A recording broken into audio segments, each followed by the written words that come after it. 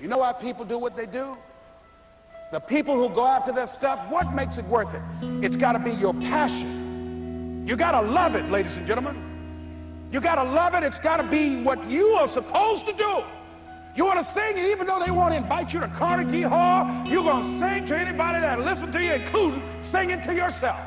I used to talk to my plants when nobody else would listen to me. You got to write, even if no one published your book, write, because that was given to you to do. You do what it is you're supposed to. You're supposed to build something. You're supposed to create something. I don't know how to do it. Learn. Do whatever is required. Just go out there. It's possible you can get what you want. It's necessary. If you want it, you got to go into action. You got to be willing to experiment. You got to be willing to fail and to succeed. You got to be willing to form and develop new relationships.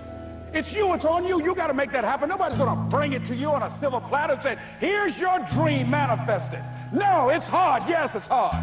It's difficult. Yes, right. And it's worth it.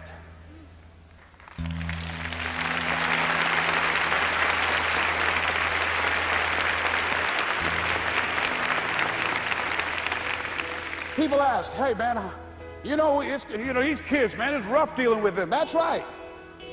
That's right. You think peer pressure happened overnight? We went through peer pressure. I remember as a kid, some guys said, hey Les, and another fellow named Willie Lowe, we were going home. Hey man, we're going down to Gould's, man, and knock off a grocery store. I said, look here, I don't want no part of that. I'll see y'all later. Say, y'all chicken. I said, that's all right, you say whatever you want. Low star. I'm not chicken, man. Don't call me chicken. Then why don't you come? We didn't even ask you to come into place, man. All you do is just drive the car, that's all. I don't know how to drive that good. Well, we're trying to get Les to come. He's chicken.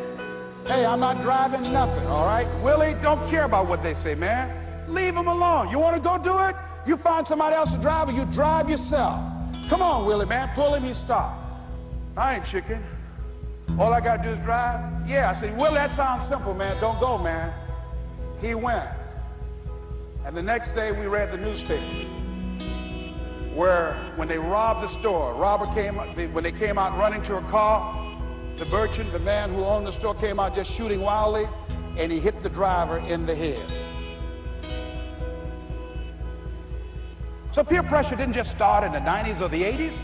It's difficult and it's challenging for kids right now. And it's going to take some easy, simple methods to help bring them out of this madness, this insanity. No. Is it hard? Yes. Let's look at what we've been doing. What has worked? What has not worked? Let's look at where we want to go. What is it that we want to produce? What is it that we want to create for our young people? And as we think about that, start experimenting with different methods and techniques to create and to produce that. And begin to believe that it's possible. Through our commitment, through our vision, through our determination, our relentlessness, because of our belief, it's possible that we can reduce the teenage homicide rate, the teenage pregnancy rate, the dropout rate, that it's possible, looking at what kind of world are they going to be in.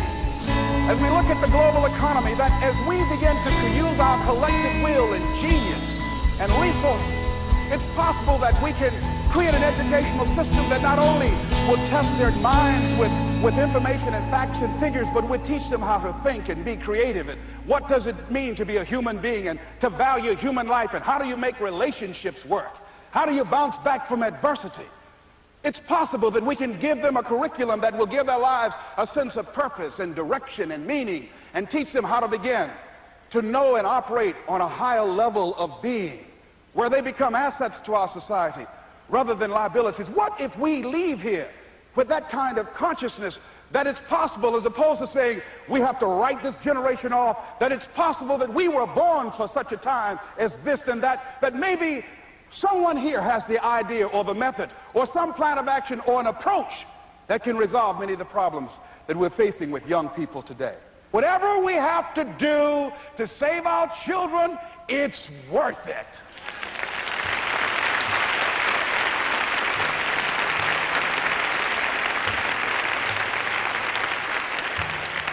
So that brings me to the final step, that it's necessary for us to begin to look at the future and know that it's possible that we can have our dream. Yes, it is.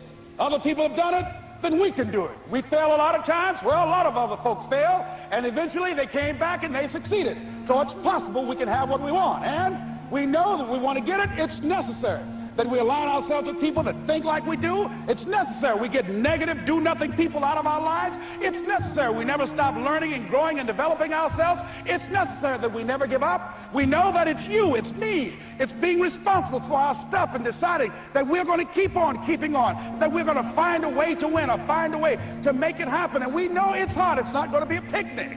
Yes, it's hard. It's hard. And we will do it hard. And once we do it hard and we go through it, we realize it was worth it. And once you discover it was worth it, it is done. It's done.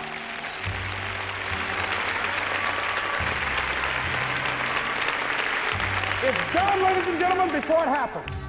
Well, here's what I'm suggesting to you.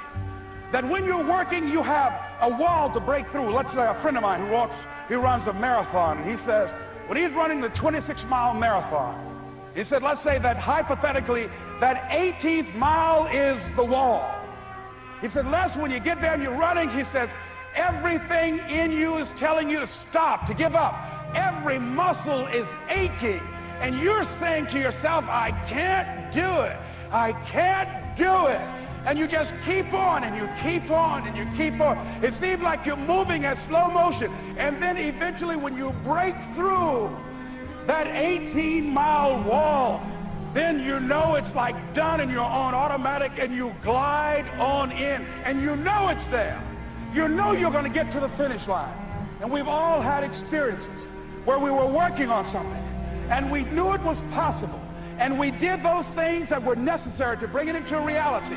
We took the responsibility to make it happen. Other people couldn't see it. A lot of people didn't believe it. You were attacked. You were criticized. People were opposing you, but you kept on doing it. It was hard. It was rough. It was difficult. But to you, it was worth it. And eventually you got to a level you know, can nothing stop me now. I'm on the move. I'm on the move.